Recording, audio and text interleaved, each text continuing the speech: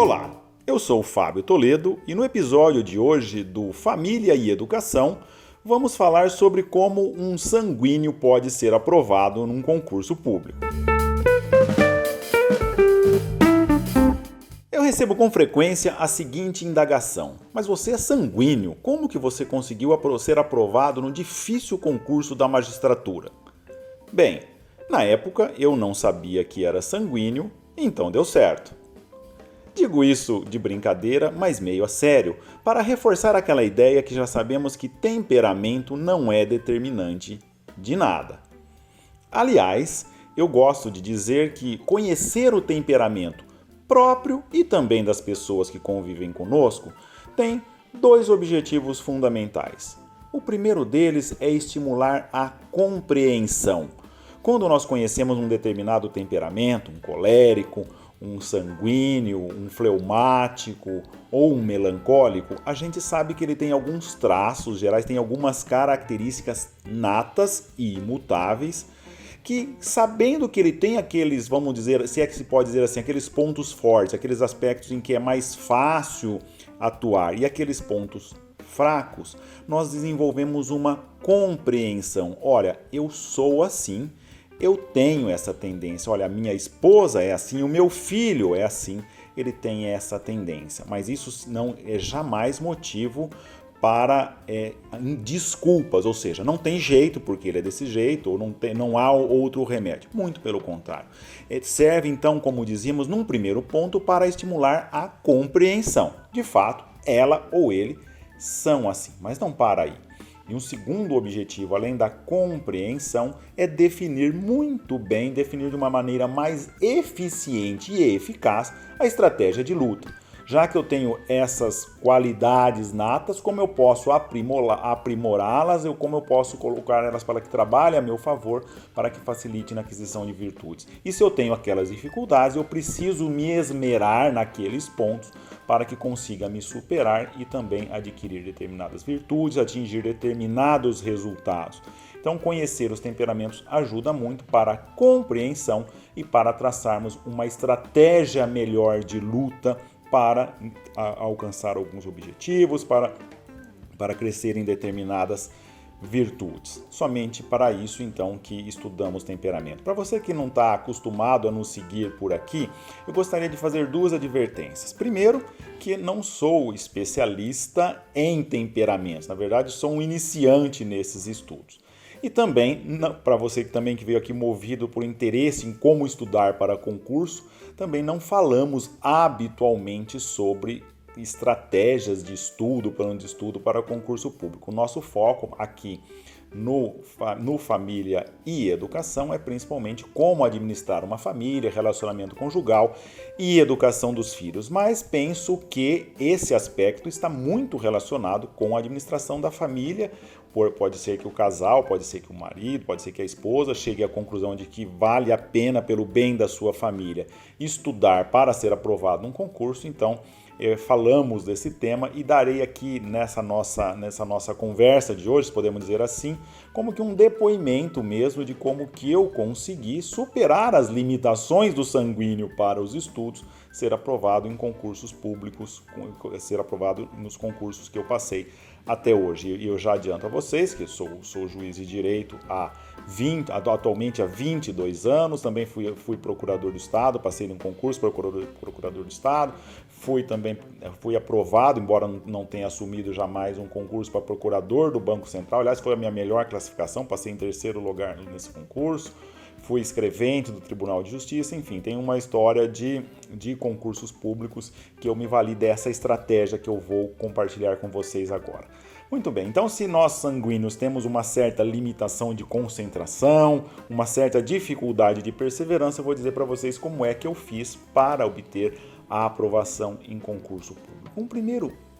Um primeiro dica que eu daria a você que vai agora começar a estudar ou que já está estudando, mas quer aprimorar os seus estudos para ser aprovado num concurso, para facilitar a ideia que nós vamos tratar aqui, eu gostaria de fazer uma distinção tão somente para entendermos o nosso raciocínio. Essas palavras podem até ser sinônimas, mas vamos fazer uma distinção meramente metodológica entre meta e objetivo. Podemos utilizar essas palavras como sinônimas, mas para efeito do que nós vamos falar aqui, vamos fazer uma distinção.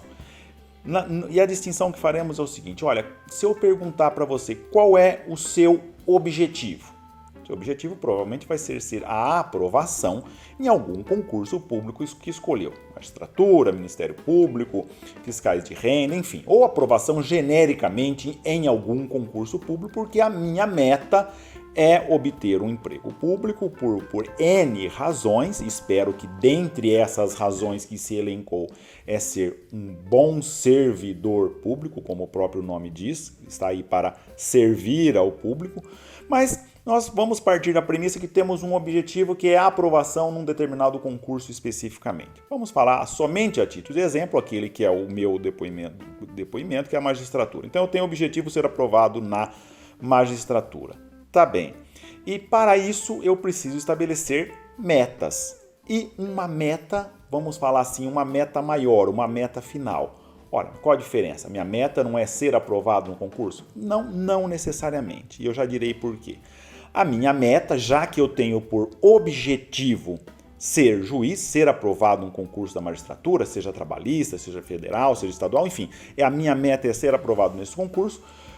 Perdão, o meu objetivo é ser aprovado nesse concurso, a minha meta será adquirir todos os conhecimentos necessários para alcançar esse objetivo.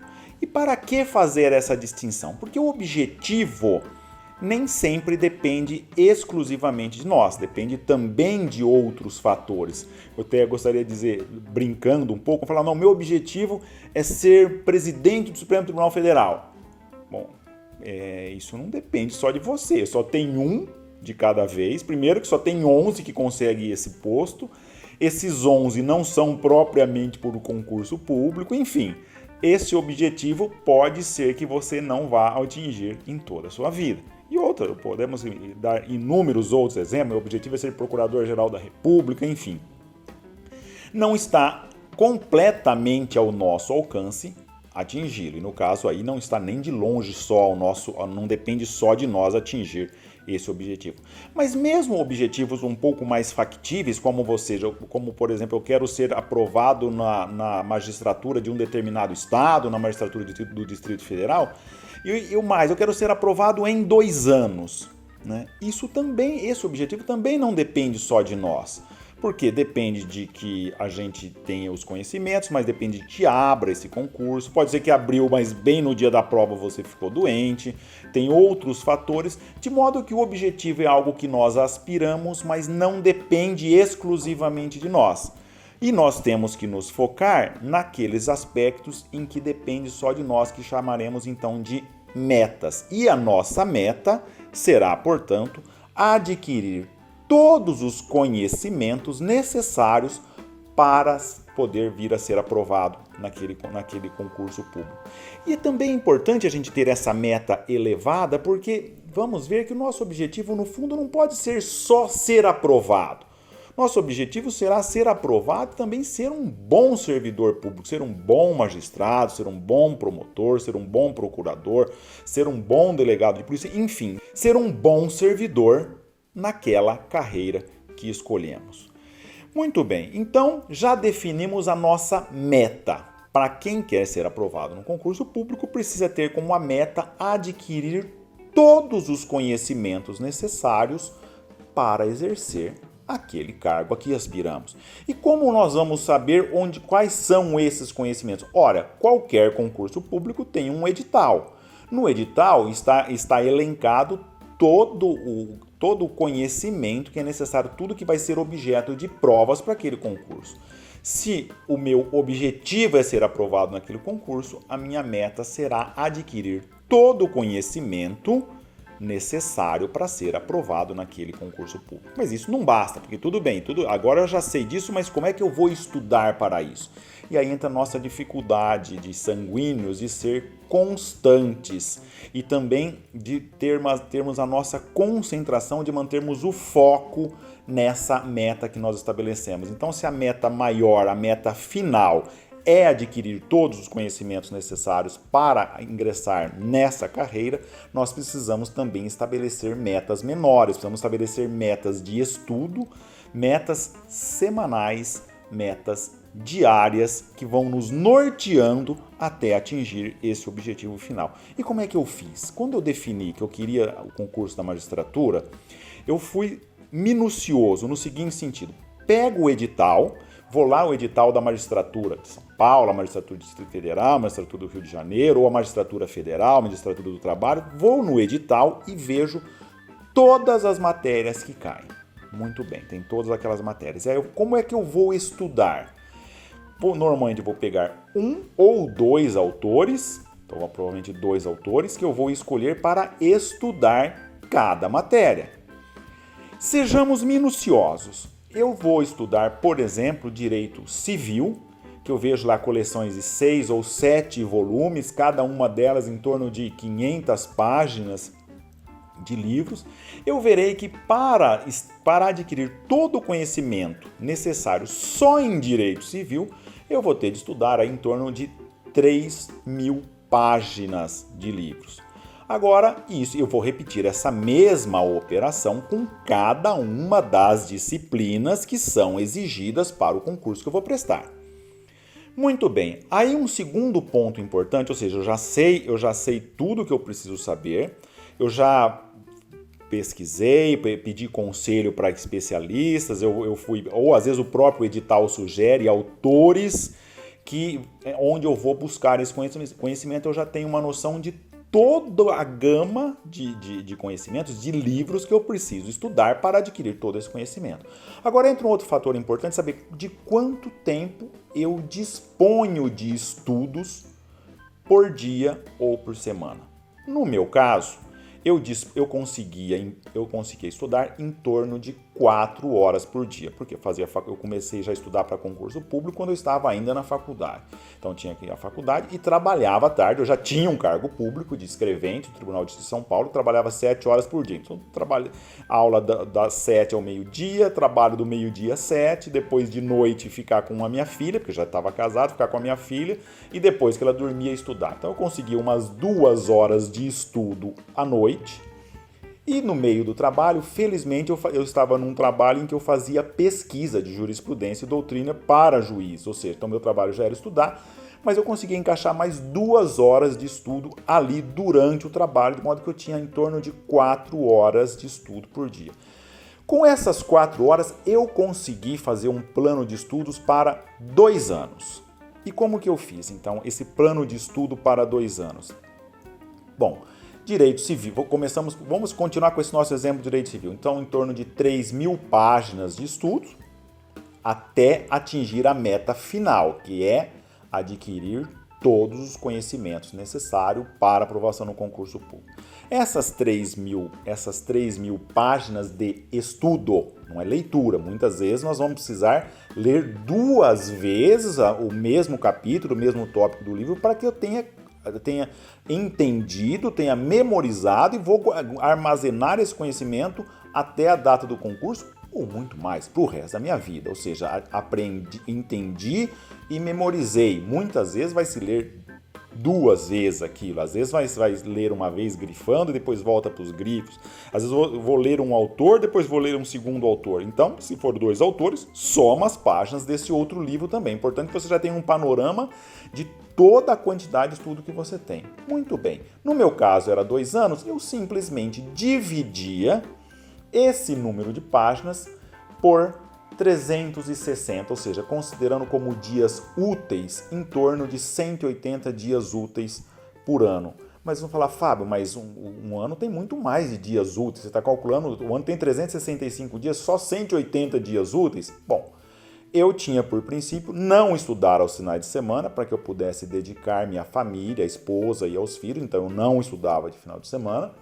Também tem feriados, também tem situações em que não dava para estudar e, principalmente, tinha semanas que eu não conseguia atingir a minha meta semanal, porque na hora que você divide isso, você vai ver que tem uma meta diária e uma meta semanal de quanto você precisa de estudar daquela matéria.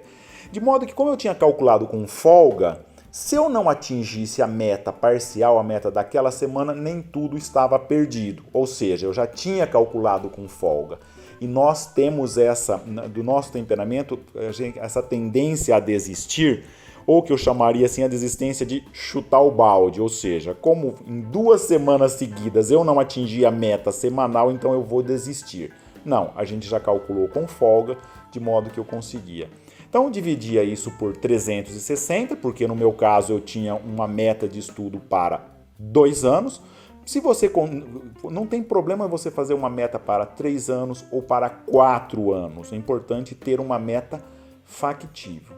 360, eu divido vamos arredondar, imaginemos que seria 3.600 páginas de direito civil. Eu teria que estudar por dia 10 páginas nesses 2 anos.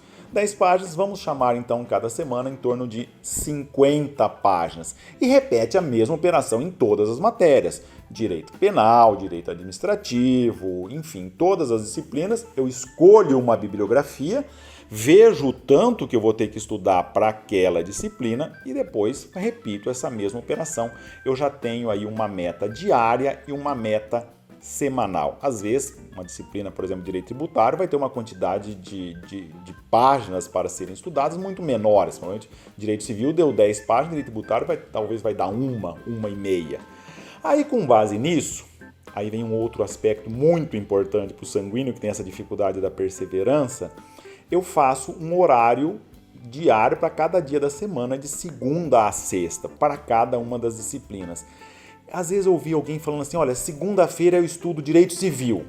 Eu falei, meu Deus do céu, 4 horas estudando direito civil, isso para mim é tortura, jamais eu consigo isso. Por quê? Porque a gente tem também, imagino que seja um pouco do nosso temperamento, essa tendência de querer mudar, daí a pouco você já não está conseguindo mais prestar atenção. Então ficar no máximo ali uns 45 minutos numa matéria, aí eu saio do direito civil, vou para o administrativo, muda o autor, muda a página do livro, aquilo soa como novidade, eu consigo ter uma concentração de novo. Então eu alternava muito nesses meus horários, no máximo 1 hora para uma determinada matéria, já mudava para uma outra matéria, porque na hora que muda você começa com um novo gás, com um novo ânimo e você consegue ir mantendo essa disciplina no estudo.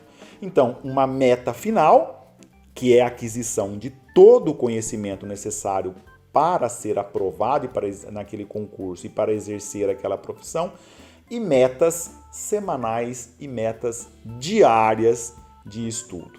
E não se incomode em recomeçar, ou seja, não atingiu a meta, não tem problema, nós já trabalhamos com uma certa gordura, nós já trabalhamos com uma certa folga. E depois é muito bom cuidar dessa alternância com que estudamos uma disciplina e outra para que a gente consiga aumentar essa nossa concentração. E não desistir, não ficar mudando o rumo, não mudando a rota a todo tempo. Às vezes alguém me fala assim, olha, nos próximos 2 meses eu vou ter que rachar de estudar para a magistratura. Às vezes eu penso assim, meu Deus, como é que ele vai estudar para a magistratura em 2 meses?